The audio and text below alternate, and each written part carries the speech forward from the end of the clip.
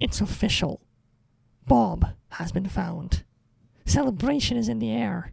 With Bob in tow, they can locate Mainframe's web address and have the backup they need to hopefully win back their home from the viruses. The episode opens with a jovial feast, attended by the crew and their new allies, the Web Riders. And why not? They're home free, right? Well, they're not in Mainframe yet, and there's still a few challenges to overcome. What's the matter, lover? For once, Andrea, nothing's the matter. We did it. We found Bob. With Bob around, I know everything's gonna be all right. I can't tell you how good it is to see him. Don't tell me, tell him. That's the problem. I can't. We've been through so much. I've changed. What if he doesn't like what I've become? Well, he is my hero. Come on, let's get back to the party. Two old friends have some catching up to do. Mousetrap was written by Marv Wolfman, with story by Gavin Blair, Ian Pearson, Dan DiDio, Len Wein, Phil Mitchell, and Marv Wolfman. The main cast includes Paul Dobson as Matrix, Sharon Alexander as Andrea, Ian James Corlett as Bob, Lon John Baldry as Gavin Capacitor, Donald Gibson as Ray Tracer, Michael Donovan as Mr. Christopher, Scott McNeil as Mr. Andrew, and Kathleen Barr as Princess Bula. Like I mentioned, the episode opens with Capacitor and the pirates eating and drinking with Bob, Tracer, and the Web Riders. It's a fluff scene, but a fun fluff scene, filled with some light-hearted party tropes, like the pirates drinking themselves into a stupor and the like. It also does well at establishing the overall mood the episode is trying to launch into. Triumph. After the scene I showed you, we go back to the party again, with Tracer trying out some exotic food of the Web Riders. Some kind of black slug, still moving. Ew. This is clearly a parody of Gah from Star Trek. If you don't get the reference, tisk tisk. Like I said, it's all a bit of fluff, but it's great mood lighting, as it were. As they're clowning around, Tracer stumbles towards the door just as Matrix walks in. Instinctively, he pulls out his gun. The mood changes real quick. He looks around the room, suddenly wired and aware, until Bob tells him off.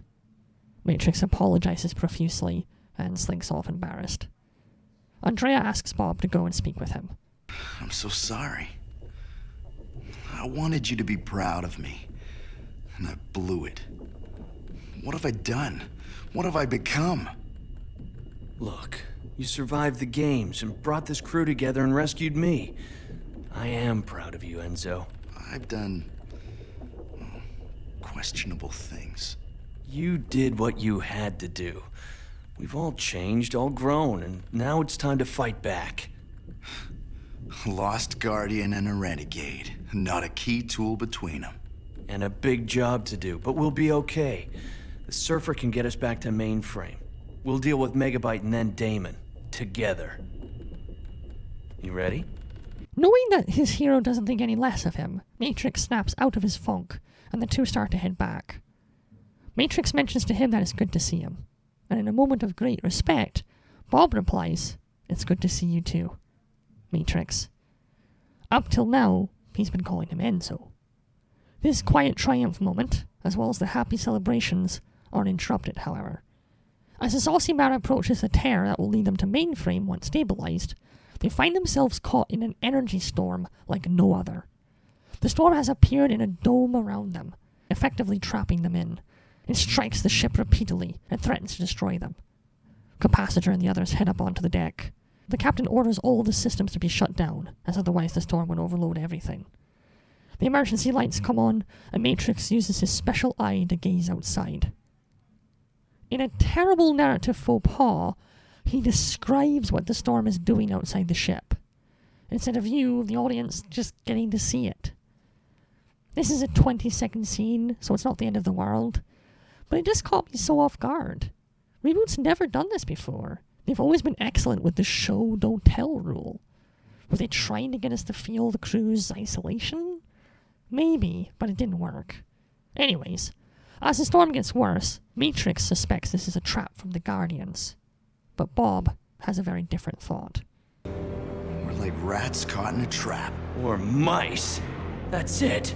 This is one of Mouse's traps. She's the only other sprite who knew Mainframe's address. She sealed and protected the location. Mouse? We might have stood a chance against the Guardians. But Mouse? I know. This is bad. Very bad. I've missed that line. I'm sure you've noticed it, but obviously Bob has a new voice actor. It's clearly a very different take on the character, but it kind of works. Especially because he's been in the web for an unspecified amount of time. Clearly he's gone through physical changes, like the degradation to his body armor, so it's a little easier to swallow the vocal changes as well. Anyways, the Mainframers are all a little more tense now, knowing that Mouse is the best. And now they're sitting ducks too. Tracer jokingly says that they should get out and push, but a light bulb goes off a capacitor, and he suggests letting the storm itself push them along. He asks Matrix to use his eye to call when the next surge is coming, and when it approaches, Mr. Andrew raises the sails. Hoist the sails! Brace yourselves!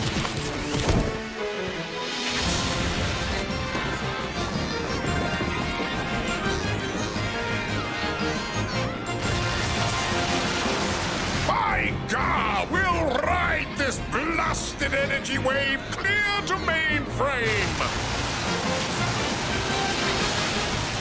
The sails, sir! They're overloading! Hold steady, lad!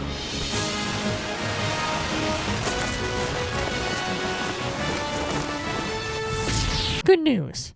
It worked, and now they're clear of the storm and are closer to the tower. Bad news. The ship is fried, and almost all the systems are blown out. Oops. In a scene that takes way too long, they grab the ship schematics and talk about how to fix the ship. Just enough to nudge them the rest of the way. I'll circle back to the episode's pacing at the end, but it's like a good 2 or 3 minutes of them chatting in the dark before anything really happens. Then something does happen, but, well, it's just a thing that happens. The ship is suddenly filled and surrounded by these small lights. They almost look like swarms of Tinkerbells from Peter Pan. Apparently, these are pixels, creatures we've never seen before and will never see again. And they're a bit like moss, apparently, as they begin chewing through the web creature armor. And of course, if they lose the armor, they're really in trouble. So the web riders and Tracer head out to get them off of the hull. We get a little show of Matrix's brute strength as well, as he forces open the hatch with his bare hands to let them out. Cool, but frivolous.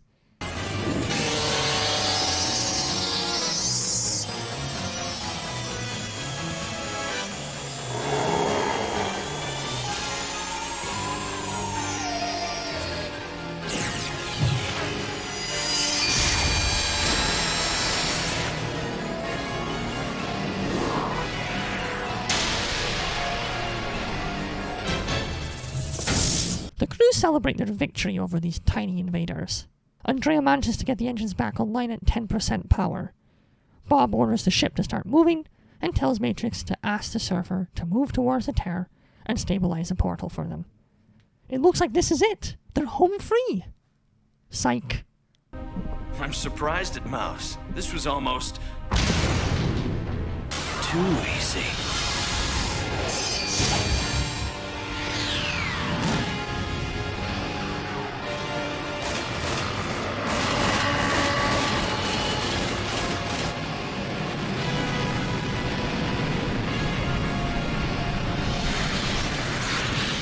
Sorry, mates. There's nothing I can do. Wherever you're going, you're on your own. So now the situation is this. Tracer and the riders are gone. They have barely any power on board. And now they are in Mouse's second trap. An energy barrier which is pushing them along straight into the tear. The tear will vaporize them if they can't stabilize it. They're in the energy equivalent of those closing wall traps. Andrea ponders why the traps are even attacking them, since it was supposed to only target web creatures. Matrix skips over that point, and suggests they turn the ship around and ram the barrier and hope to burst through, which is just stupid. But Bob mulls over what Andrea says, and comes to a solution. Wait! Bob, don't worry. I got this one covered. This This is a time for brute force. Time to rip open another door. No, Andrea's right. Mousetrap shouldn't attack us, so what? Oh, of course, I must be basic! Captain, tear down the shields! The others, who are apparently very dense, think he's crazy. Matrix even has a ridiculous line where he suggests that Bob take a rest. Okay, whatever. Bob tells him that the shielding is composed of web creatures, and so the security measures are attacking them because of it. That's all well and good, but, as Capacitor points out, they'll degrade from web exposure, and without the Surfer, they still have no way of opening a portal. It really does seem hopeless. Until Glitch intervenes. Yep, you heard that right. Glitch, still on Bob's arm, starts making worrying noises. Bob has a one-sided conversation with it, as it seems to be suggesting some kind of solution. The characters in the audience are left pretty much in the dark, until this next scene happens. Nothing will prepare you. Glitch! Download!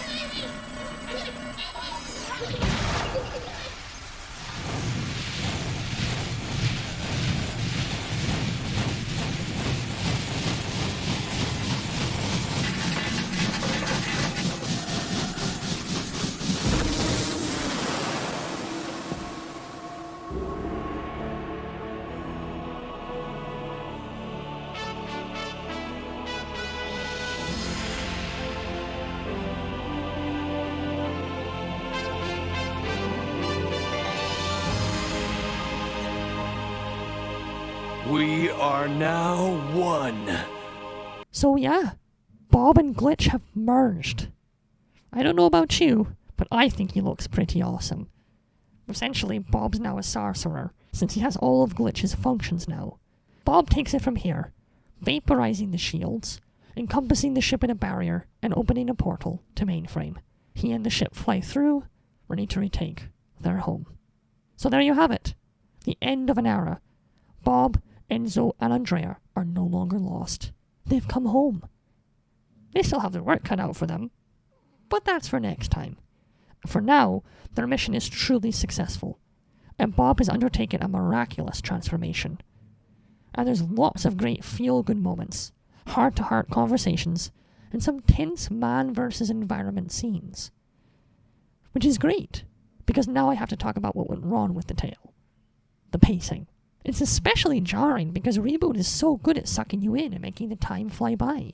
No joke. I kept looking at how much time had gone by in this tale and went, wait, there's still 10 minutes left? Normally, I can't believe it's over so fast.